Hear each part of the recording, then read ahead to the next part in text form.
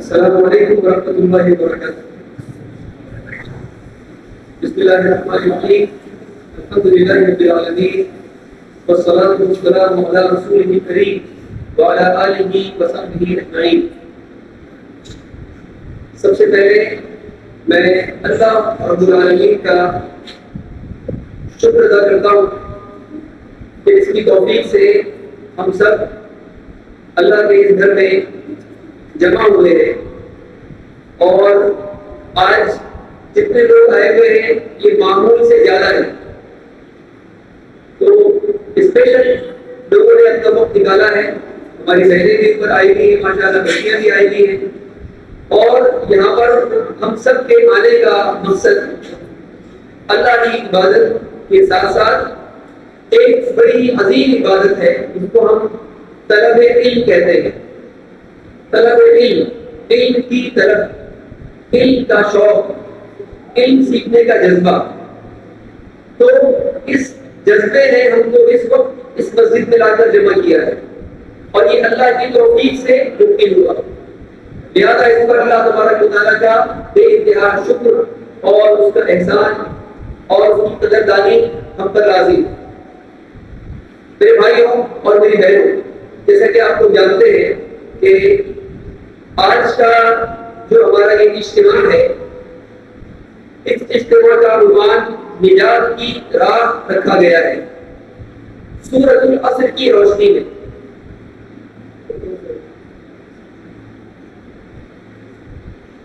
سورۃ العصر کی روشنی میں. سورۃ العصر یہ ایسی سورت ہے جو الحمدللہ ہم میں سے ہمارے جو چھوٹے بچے ہیں ان کو بھی یاد ہوتی. ماشاءاللہ ہم میں سے ہر کسی کو تقریباً یہ سورت یاد ہے انشاءاللہ. اس چھوٹی سی سورت کے اندر ایسی کیا بات ہے جس کے اوپر یہ آج کا اجتماع منعقد کیا گیا ہے؟ میرے بھائیوں اور میری بہنوں, یہ سورت جسے ہم سورۃ العصر کہتے ہیں قرآن کریم کی سب سے جامع سورتوں میں سے ایک سورت. اس سورت میں صرف 3 آیتیں ہیں, لیکن اللہ تبارک و تعالیٰ نے ان 3 آیتوں کے اندر وہ بات بیان کرتی ہے جس کی ہم میں سے ہر ایک کو انتہائی زیادہ ضرورت. ہم میں سے ہر ایک یہ چاہتا ہے کہ وہ نقصان سے, خسارے سے, تکلیف سے, پریشانی سے, غم سے, فکر سے, مصیبتوں سے بچ جائے. ہم میں سے ہر کسی کی یہ خواہش و چاہت, یہ پہلی چاہت. دوسری چاہت یہ کیا ہے؟ مجھے خیر حاصل ہو جائے, مجھے فائدہ مل جائے, مجھے خوشی مل جائے, اچھی زندگی مل جائے, اچھا کھانا ملے, اچھا کپڑا ہو, اچھی زندگی ہو, فکر و غم سے آزادی ہو. ہم میں سے ہر ایک کی چاہت ہے. بچے سے بھی اگر آپ پوچھیں گے بچہ بھی کہے گا کہ ہاں مجھے یہی چاہیے. کسی بوڑھے سے پوچھیں گے بوڑھا بھی کہے گا ہاں مجھے یہی چاہیے. تو جو چیز ہم میں سے ہر ایک کو جس کی خواہش ہے, جس کی ضرورت ہے, اللہ تعالیٰ نے اس سورت کی 3 آیتوں میں وہ بات اللہ نے بیان فرما دی کہ یہ چیز ہمیں کیسے حاصل ہو سکتی ہے, ہم خسارے سے اور نقصان سے کیسے بچ سکتے ہیں,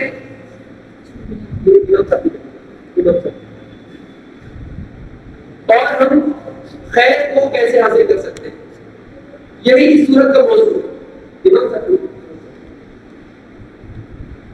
تو اس سورت کے اندر جو باتیں بیان فرمائی گئی ہیں, اسی سلسلے میں امام شافعی رحمہ اللہ کا بڑا ہی مشہور قول ہے اور یہ ان کی فقاہت کی دلیل ہے. یہ اس بات کی دلیل ہے کہ امام شافعی رحمہ اللہ قرآن میں تدبر کرنے والے تھے اور بہت ہی بہترین تدبر کرنے والے تھے. امام شافعی رحمہ اللہ فرماتے ہیں لو فکر الناس فی هذه السورۃ, کہ اگر لوگ اس سورت میں غور و فکر سے کام لے لیں, اس سورت کے اندر سورۃ العصر کے اندر فرماتے ہیں تکفتہم, تو یہ سورت ان کے لیے کافی ہو جائے. کسی اور نصیحت کی, کسی اور ان کو یعنی سمجھانے کی کہ تم کو کیسے نجات ملے گی, کیسے کامیابی حاصل ہوگی, نقصان سے تم کیسے بچ سکتے ہو, کیا اس کے طریقہ ہے, کیا اس کے راستے ہیں, کسی اور چیز کی طرف دیکھنے کی ضرورت نہیں. یہ ایک سورت ان کی مطلوب کے لیے کافی ہو جائے. تو یہ سورت قرآن کریم کی انتہائی جامع سورتوں میں سے, لہٰذا اس سورت کا انتخاب کیا گیا ہے آج کے اس اجتماع کے لیے. اور اس صورت کے اندر اللہ تبارک و تعالیٰ جیسا کہ ہم سب جانتے ہیں کہ ترجمے سے بھی ہم واقف ہیں, اللہ تعالیٰ نے قسم کھائی ہے اپنی بات کو بتانے سے پہلے. اللہ رب العالمین سچا ہے, اللہ نے سچ بولنے کا حکم دیا ہے, اللہ سے بڑھ کر سچی بات اور کسی کی نہیں ہو سکتی ہے. لیکن اللہ تبارک و تعالیٰ جب قسم کھا کر کسی بات کو بیان کرے تو وہ ہم سب کے لیے انتہائی ضروری اور انتہائی اہم بات ہو جاتی ہے. ساری باتیں ہمارے لیے اہم ہے, لیکن جس بات کو اللہ نے قسم کھا کے بیان کیا وہ انتہائی اہم بات ہے. تو اللہ نے سورت کی ابتدا کی قسم کھا, زمانے کی قسم, زمانے کی قسم, اصل زمانے کو کہتے ہیں. ایک وقت گزر جائے لمبا, کہتے ہیں زمانہ گزر گیا, زمانے ہو گئے ملے ہوئے, اصل ایک زمانے کو کہا جاتا ہے, وقت کو کہا جاتا ہے. تو اللہ نے زمانے کی قسم کھائی, وقت کی قسم کھائی, اور قسم کھا کر اللہ تبارک و تعالیٰ نے جو بات بیان فرمائی ہے, جس بات پر قسم کھائی گئی ہے وہ کیا ہے؟ ان الانسان لفی خسر, بے شک یقیناً انسان ضرور ضرور خسارے میں ہے, خسارے میں ہے, خسارے میں غرق ڈوبا ہوا ہے, لفی خسر خسارے میں ڈوبا ہوا ہے. اللہ تبارک و تعالیٰ نے بات کی انسان خسارے میں ہے. اب تم چاہے کتنی بھی بلڈنگیں بنا لو, کتنے بینک بیلنس بنا لو, کتنی جائیداد پراپرٹیاں بنا لو, سونے چاندی جمع کرو, لیکن تم نقصان کے خسارے میں. دنیا والوں کی جتنی بھی کامیابی کی ڈیفینیشن ہے, وہ ساری ڈیفینیشن جو ہے وہ سب کی سب کیا ہے؟ سب بیکار ہے. اللہ نے کہہ دیا کہ جب انسان خسارے میں ہے, بس بات کرو خسارے میں, نقصان میں. نقصان کیا ہے؟ نقصان کیا ہے؟ کیسے وہ خسارے میں؟ دیکھیے, میں لمبی چوڑی تقریر نہیں کروں گا, میرا جو ہے کتاب نہیں ہے, کتاب ہمارے جو ہمارے مشاہد آئے ہوئے انشاءاللہ ان کا کتاب ہوگا, لیکن میں تمہید کے طور پر آپ کے سامنے باتیں میں رکھ رہا ہوں تاکہ اس موضوع کی اہمیت کا آپ لوگ سمجھیں. اللہ تبارک و تعالیٰ نے فرمایا کہ انسان خسارے میں ہے. خسارہ کس کو کہا جاتا ہے؟ نقصان کس کو کہا جاتا ہے؟ ایک انسان نے کوئی تجارت کی, کوئی کاروبار کیا, کبھی ایسا ہوتا ہے کہ اس نے جس فائدے کے لیے کاروبار کیا تھا, تجارت کی تھی, وہ فائدہ اس کو حاصل نہیں ہوتا, تو کہا جاتا ہے مجھے کام میں نقصان ہو گیا, کام میں نقصان ہو گیا. لیکن یہ تو نقصان کی ایک وہ شکل ہے جس کو لوگ نقصان کہہ دیتے ہیں, لیکن اصل نقصان میرے بھائیوں یہ ہے کہ ایک انسان کا جو کیپٹل ہے, اس کا جو اصل مال ہے, جو اس نے اپنے بزنس میں اپنے گھر کا پیسہ لگایا تھا, اس کا وہ اصل مال, اس کا وہ کیپٹل ہی نقصان میں چلا جائے, اس سے ہی وہ ہاتھ اپنا جو ہے گنوا بیٹھے. یہ اصل نقصان ہے. انسان کو اللہ تبارک و تعالیٰ نے دنیا کے اندر بہت ساری نعمتیں دی, بہت ساری نعمتیں, اتنی نعمتوں کی شمار نہیں کر سکتے, لیکن ساری نعمتوں کے اندر دنیا میں اللہ نے انسان کو دی ہے, سب سے زیادہ اہم اور بنیادی جو نعمت ہے بھائیوں کیا ہے؟ کیا ہے تو بتا سکتا ہے آپ سے؟ انسان کو دنیا کی اس بات سے جو نعمتیں ملی ہے, میں اس کی بات کر رہا ہوں. انسان کو جو نعمتیں دنیا میں اللہ نے دی ہے, نعمتوں میں سب سے زیادہ قیمتی نعمت میرے بھائیوں وہ اس کو دیا گیا وقت ہے. وقت, مدت حیات, زندگی جتنی اس کو ملی ہے یہ اس کی سب سے بڑی نعمت, اور یہ اس کا اصل مال ہے, یہ اس کی موری ہے. آپ کے اس لیے کہ اگر وقت آدمی کے پاس میں نہیں ہے تو ساری نعمتیں موجود ہو, یہاں تک کہ جو دین کی جو بات ہے, دین پر بھی آدمی تبھی عمل کرے گا جب اس کے پاس زندگی ہوگی, جب اس کے پاس میں وقت ہوگا.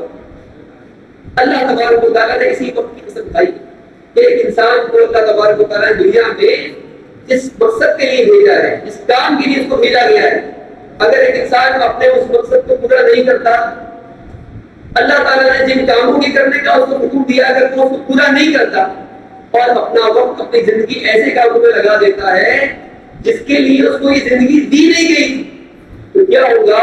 موت تو سب کو آنی ہے, سب کا اس کے بعد موت آ جائے گی, اس کا وقت ختم ہو جائے گا, اور جس مقصد کے لیے دنیا میں بھیجا گیا تھا یہ انسان ناکام ہو جائے گا, خسارے میں چلا جائے گا. ہم مومن ہیں الحمدللہ, ہمارا ایمان ہے کہ مرنے کے بعد ایک اور زندگی ہے, اور وہ زندگی 60 70 سال کی, 100 سال کی, 200 سال کی نہیں ہے, کبھی نہ ختم ہونے والی زندگی. دنیا میں انسان کو نقصان ہو جاتا ہے، فیل ہو جاتا ہے، دوبارہ اس کو موقع ملتا ہے کھڑے ہونے کا، دوبارہ بھرپائی کا موقع ملتا ہے. لیکن موت آ گئی، وقت ختم ہو گیا، اب بھرپائی کا موقع بھی اس کے پاس نہیں. آپ بتائیے اس سے بڑا خسارہ اور کیا ہو سکتا ہے؟ قل ان الخاسرین الذین خسروا انفسهم واهلیہم یوم القیامہ الا ان ذلک هو الخسران المبین. اللہ نے فرمایا کہ قیامت کے دن وہ انسان جس نے اپنے آپ کو اور جن گھر والوں کے اوپر اس کو ذمہ دار بنایا گیا تھا ان سب کو اس نے خسارے میں ڈال دیا. یہ انسان ہے جو واقعی خسارے میں ہے. یہ ہے اصل خسارہ، یہ اصل خسارہ. تو میرے بھائیو، خسارے سے بچنے کی یہ جو یعنی خسارے میں پڑنے کی جو وجہ ہے وہ یہ کہ ایک انسان اپنے وقت کا غلط استعمال کرتا ہے، اسی لیے اللہ نے وقت کو پسند کھائی. اور پھر خسارے سے بچنے کا راستہ کیا ہو سکتا ہے؟ خسارے کا تو بتا دیا، خسارے کی وجہ بھی بتا دی. خسارے سے بچنے کا راستہ کیا ہے؟ اگر وہ راستہ نہیں بتاتا تو بات ادھوری رہ جاتی. اللہ نے فرمایا کہ الا الذین آمنوا وعملوا الصالحات وتواصوا بالحق وتواصوا بالصبر. چار چیزوں کو بیان فرمایا تھا. وہ لوگ جو ایمان لائے، عمل صالح کی، حق بات کی وصیت کرتے رہے ایک دوسرے کو، اور صبر کی وصیت، صبر کی تلقین کرتے رہے ایک دوسرے کو. جنہوں نے یہ چار کام کر لیے یہ لوگ خسارے سے بچنے والے. میرے بھائی، یہ چار کام اگرچہ آپ کو زبانی یاد بھی ہوں، لیکن ان کاموں کی اہمیت اور ان کاموں کی ضرورت اتنی زیادہ ہے کہ اس کے بغیر ہمیں خسارے سے ہم کو نجات نہیں مل سکتی. ہم خسارے سے بچ نہیں سکتے جب تک کہ ہم یہ چار کام بیک وقت نہ کر لیں. یہ چار آپشن نہیں، چاہے تو یہ کرو، چاہے تو یہ کرو، چاہے تو یہ کرو. چاروں کرنے ہیں اگر نقصان سے بچنا ہے، مکمل نقصان سے بچنا ہے. تو چار باتیں اللہ نے بیان فرمائی. تو انشاءاللہ آج کے اس اجتماع میں انہی چار باتوں سے متعلق انشاءاللہ ہمارے علماء مشائخ انشاءاللہ سلسلے میں یہاں پر آپ کے سامنے خطاب کریں گے. آپ کے ذہن میں بات آ سکتی ہے، بہت ممکن ہے کہ بھئی یہاں پر چار باتیں بیان کی گئی ہیں، لیکن ہم نے تو دوسرے پہ پڑھا ہے کہ 3 ٹاپکس پر تقریر ہونے والی ہے، خطاب ہونے والا ہے. علم شرعی کی اہمیت اور علم پر عمل کی اہمیت، اور تیسرا دعوت دین کی اہمیت. تو چار باتیں بیان کی گئی ہیں، یہاں پر 3 باتیں ہیں. تو میرے بھائیوں، میں آپ کو اس کی وضاحت کر دوں. بڑی ضروری وضاحت ہے کہ علم کی اہمیت میرے بھائی اتنی زیادہ ہے، اتنی زیادہ کہ چاہے ایمان، چاہے عمل صالح، چاہے حق بات کی وصیت کرنا ہو، چاہے صبر کی وصیت کرنا ہو، ہر چیز کے لیے علم کی ضرورت ہے. اگر آپ نجات پانا چاہتے ہیں، نقصان سے، خسارے سے بچنا چاہتے ہیں، کامیابی حاصل کرنا چاہتے ہیں، تو علم آپ کی پہلی سیڑھی. علم آپ کی پہلی سیڑھی. علم اگر ہماری زندگی میں نہیں ہے، علم کی طلب اگر نہیں ہے، علم کا شوق نہیں ہے، علم کو سیکھنے کا اگر ہماری زندگی میں کوئی شیڈول نہیں ہے، تو میرے بھائیوں ہم کچھ بھی نہیں کر سکتے. علم کے بغیر ایمان بھی نہیں حاصل ہو سکتا. نہ علم کے بغیر ایک آدمی عمل صالح کس کو کہتے ہیں؟ صرف عمل نہیں، عمل صالح. اللہ نے ہر جگہ پر قرآن میں شرط کرائی، عمل صالح. عمل ہونا چاہیے کہ کون سا؟ صالح. بغیر علم کے نہیں معلوم. دعوت دین کس طرح دی جائے، کس کو دی جائے، کیا اس کے اسلوب ہے، کیا طریقہ کار ہے، وہ ہم علم کے بغیر نہیں حاصل ہوتا. لہٰذا سب سے پہلی چیز جو ہے میرے بھائیوں کو علم ہے.